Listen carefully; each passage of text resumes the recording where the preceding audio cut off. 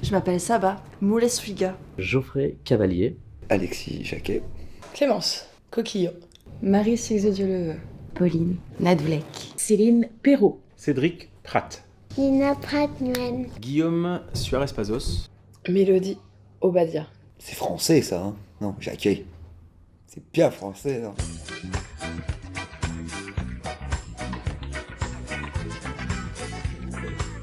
Je sais que ma famille était en Espagne au XVIe siècle. Et Six-de-Dieu-le-Veu, ça vient de mon père, Six, des Flandres, et de Dieu-le-Veu, de ma mère. Alors je sais que ça a occitan et en breton, donc moi c'est des racines occitanes. Alors c'est d'origine alpine, plus précisément d'Algérie. Cavalier, côté très français aussi par rapport à son nom. Et Pellegrino, qui est vraiment un des prénoms les noms de famille utilisés en Italie. À la base, on est des chevaliers. Et de Dieu-le-Veu viendrait apparemment du cri Si Dieu le veut fait pendant les croisades. Serviteur de Dieu. C'est tout moi. Déjà, j'ai appris que ça voulait dire serviteur de Dieu quand je suis allée au Maroc avec mon père la première fois.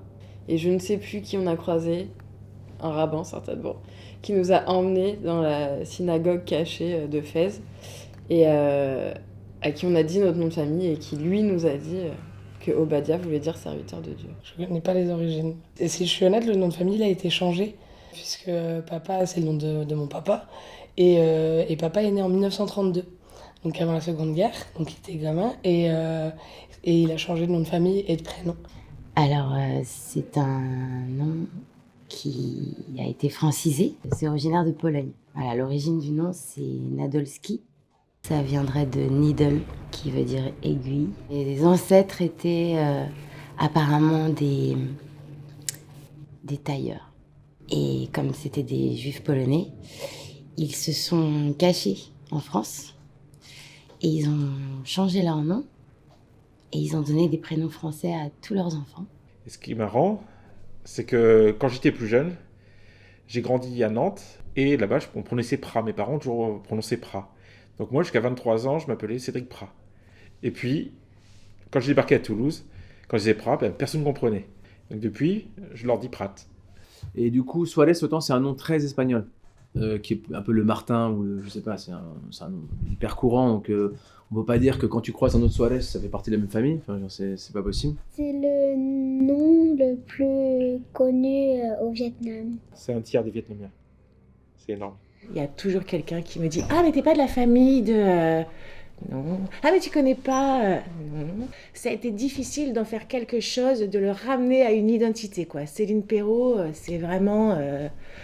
c'est Nicolas Martin, quoi. Peut-être c'est pour ça que je fais pas de cinéma. Autant les pathos, c'est souvent la même origine familiale avec un même ancêtre. Mais quand je suis partie à Varsovie il y a quelques années pour faire un stage de cirque, dans l'immeuble où j'habitais, le voisin du dessous s'appelait Nadolski. Quand j'ai vu son nom sur la sonnette, j'ai cru que c'était peut-être quelqu'un de ma famille. Je sais que 80% de ma famille en Pologne a été exterminée pendant la Seconde Guerre mondiale. Du coup, j'étais hyper enthousiaste.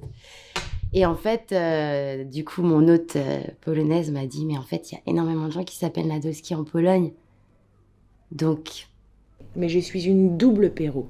C'est-à-dire que dans le Berry, là d'où viennent mon père et ma mère, c'est vraiment beaucoup répandu. Et le nom de jeune fille de ma mère, c'est PE2REAU. Donc je suis une Perrault. Ça, par contre, c'est peu commun. Régulièrement, quand je rencontre des gens, on me demande si c'est breton. Parce que par exemple, Six, c'est vrai que les gens, la plupart du temps, disent 6 comme le chiffre, parce que ça s'écrit comme le chiffre, donc ils ont ce réflexe-là. Et rien que là, pour De Dieu le veut, j'ai dû changer l'écriture 3 fois, parce que c'est VEULT à l'ancienne, tu vois.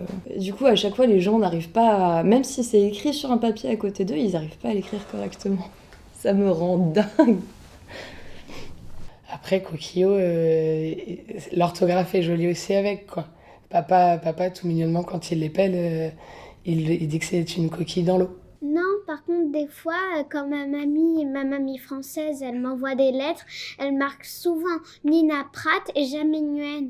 Et du coup, ça, c'est des fois un petit peu énervant qu'on pense pas au Nguyen. Ça a été super dur. Marie Désirée, si Dieu le veut, bon allez, on va l'appeler Marie Inch'Allah et tout. Enfin déjà, il y avait beaucoup de moqueries par rapport au nom de famille. Et ensuite, il y avait un peu le réflexe de, il y a une particule. Donc j'avais été tout de suite été catégorisée comme la petite fille gosse de riche, de famille radicale de droite, traditionnaliste au possible, hyper catho. Et on me l'a un peu fait payer, ouais. Surtout à l'école, quand j'étais à l'école, quand il fallait se présenter, c'était très dur de le dire par peur de moquerie. Tu sais, quand le professeur répétait le nom, une fois que tu l'avais dit, tu dis je m'appelle Saba Moulé Swiga, et le prof il dit Moulé comment? Du coup tu deviens tout rouge et tout, et je me suis fait mince quoi, du coup on me regarde quoi. J'ai été très très moquée. J'étais Péro, c'est celle qui pète et qui rote. Voilà, depuis toute petite à l'école, celle qui pète et qui rote, celle qui pète et qui rote. C'était très très très pénible. Prat, prout. C'était une belle époque, quoi, de s'appeler Jackie en 98. Une bière gratuite parce qu'il a gagné la Coupe du Monde. Fait la famille, oui. Bah, du coup, il te redonne. Et ben, tu te dis oui. Obladi, oblada. On dit mais Moulé Swiga quand il pleut, est-ce que tu sors tes essuie-glaces? Parce que Moulé Swiglace. Le pain de mie, par contre, le pain de mie, faut vraiment arrêter ça. Hein. Ouais, moi j'ai toujours adoré mon nom de famille. Je sais pas... Non mais tu sais, il y a plein de gens, ils aiment pas leur nom. Moi j'adore mon nom.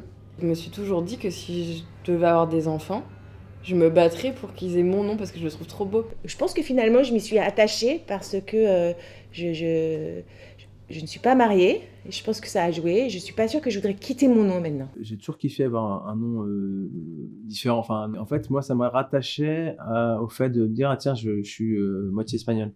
De plus que j'ai perdu mon papa il y a quelques années et que du coup, aujourd'hui, j'ai vraiment envie de porter son nom en hommage. Et c'est vrai que je suis très fière de ce nom de famille, même si j'en ai pas l'origine, c'est celui qui est celui de mon papa et je suis pas susceptible, ou il en faut beaucoup, mais c'est vrai que dès qu'on essaye de chatouiller un petit peu, je fais non, ça c'est le nom de papa, on touche pas au nom de papa, surtout pas. Dans cette rue, il y avait des Espagnols qui n'osaient pas montrer qu'ils étaient de vieux réfugiés, qui avaient fui les camps et les rois. Dans cette rue, il y avait des Portugais fiers comme les